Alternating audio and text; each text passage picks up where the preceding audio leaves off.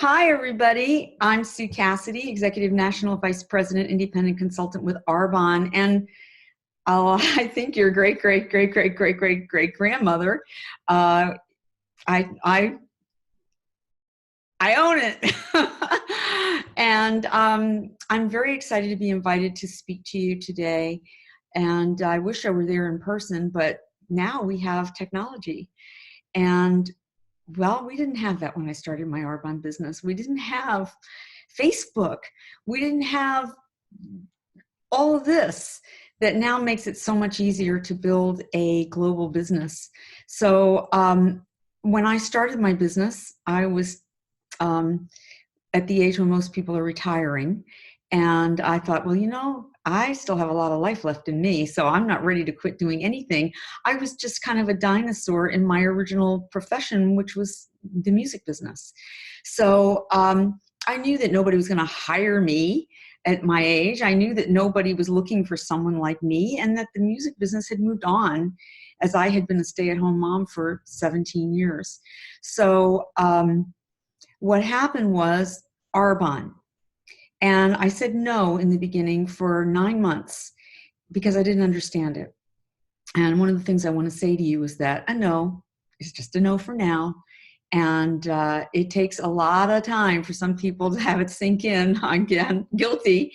But what I want to say to you is that what I've had my whole life is vision. I had it when I started in the music business with no experience as a songwriter. I taught myself how to play piano. I taught myself how to write songs. I put my head down and ran with it and had a very successful music career. I wrote for artists like Tina Turner and Olivia Newton-John and Michael Jackson and Cher and Meatloaf and Smokey Robinson, and Dionne Warwick. A lot of you may have never heard of those people today, but when I was very active in the music business, they were the bomb. They were it. And I was on their albums. Now we don't even have albums, which is another reason why I'm so glad I chose Arbonne, because the world has changed. We can get music for free now. And when I did this as a profession, making a lot of money, you couldn't get music for free. But I did understand the residual income aspect of the music business. If I wrote a song once and it got recorded and recorded again and somebody else bought it, it was income that was going to continue throughout my life. And it has, all these years later. And that's what we have in Arbonne. We have residual income. So when I talk about vision, I always saw myself successful in anything I decided to do. I left college when all of my friends were going, "What are you doing? Why did you left college?" Because I saw myself doing something else. I saw myself living in Europe. And I was 19 and I got on a plane and I spent 11 years in England.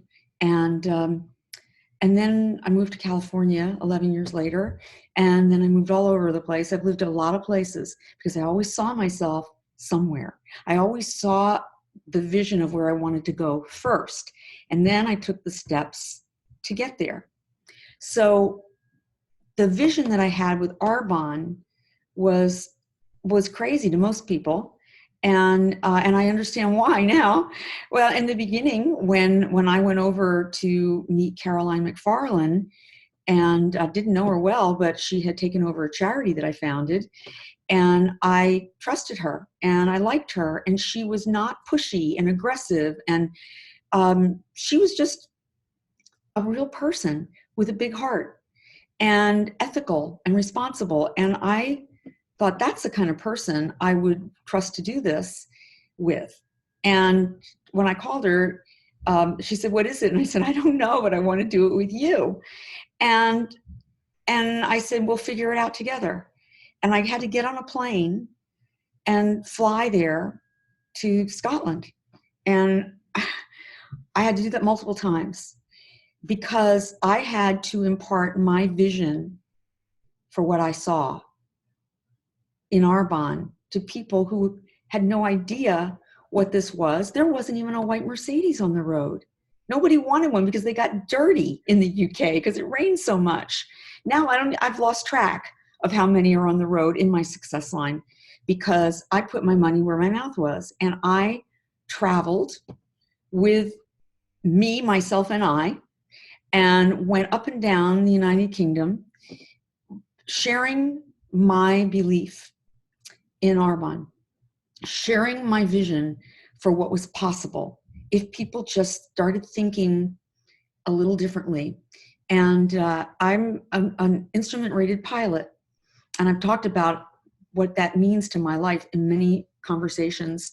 I was the 10-year anniversary of Arbonne in the UK keynote speaker, and I talked about flying an airplane and the risk that it is, and that when you get in that vehicle, you shut the door and you don't get off until you land, because of course, if you get off midair, you're going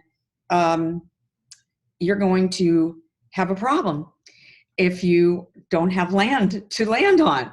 So my story is always, don't get off till payday. Don't get off until you land. And so my vision was that if I just did this and I was sincere and I could show people what this was by shifting their angle of vision, which is very much like flying an airplane, like being on course. If people are on a course that takes them one way, there's two things that can happen. They can choose to correct the course and go a different way and end up somewhere else, or they can just go off course because they're not paying attention and end up where they don't want to be and never be able to get back to the course they originally intended. So it takes vigilance, it takes vision, it takes belief in your competency. I didn't get in an airplane alone and think, gee, I can do this by myself. I had to learn how to fly. I had to trust the person who taught me. I had to do this with trust. And that's what we do in Arbonne. Arbonne's another vehicle. And you have to trust that it works. You have to trust the people who coach you and share this with you, that they want you to succeed. They don't want you to crash and burn. And then you have to go out and light a fire in other people because the belief becomes real in you. That pilot light gets lit in you. So you're able to be the light for other people. And then that's what inspires others. So you can have the vision, then you have to have the belief that you can do it. And obviously you do because you're there in that room, okay? But then the other thing that I tell people is you also have to believe that you deserve to have it. So as I've said before in other conversations like this, you can make this happen and you can end up losing it if you don't believe you deserve to keep it. You can end up doing everything that's right, doing all the coaching, all the training, all the steps, all the stuff you're supposed to do, and still not get where you want to go because down inside, you don't have the belief that you deserve to have it. So that's what I've always called the bedrock of belief. Our businesses are based, everything in life is based on the bedrock of what we believe we can achieve, what we believe we deserve to do and have and be. If we don't have the core belief of deserving, we won't get it or we won't be able to sustain it. So my coaching to you today is learn everything. That's all great. But when I started my business in the UK, almost 12 years ago, I didn't even know what I was talking about. If people ask me questions about the compensation plan or about promoting or what, I couldn't answer those questions. But I did have the vision of the overall, oh my God, look at this company. Nobody's ever heard of it. It's been around for a really long time and it's going to globalize, and it is globalizing now. Any minute, it's going to be a household name around the world. That's what I shared with people. It was that belief. I was able to see it so clearly that I could share that with other people, and they felt it. They knew I meant it, and they trusted me to lead them there, and I did. and I continue to.